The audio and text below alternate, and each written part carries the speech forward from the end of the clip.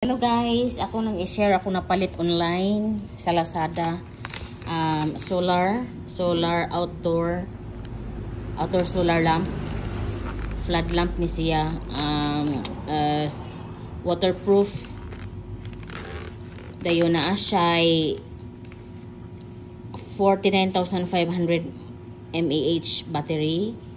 And then mulast og fully charged, mulast ang iyahang kanang siga og 18 to 20 hours. Importante kaayo ning solar para nato in kaso og nabitay mga brown outs ingon na.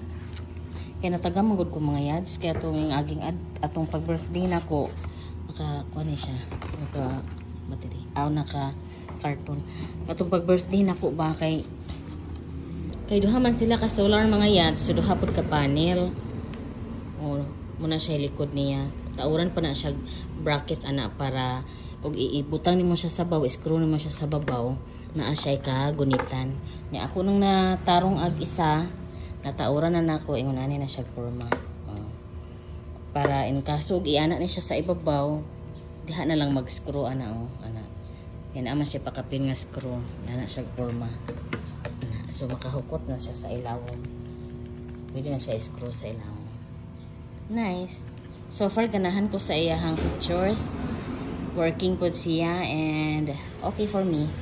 Thanks for watching. Subscribe and follow for more.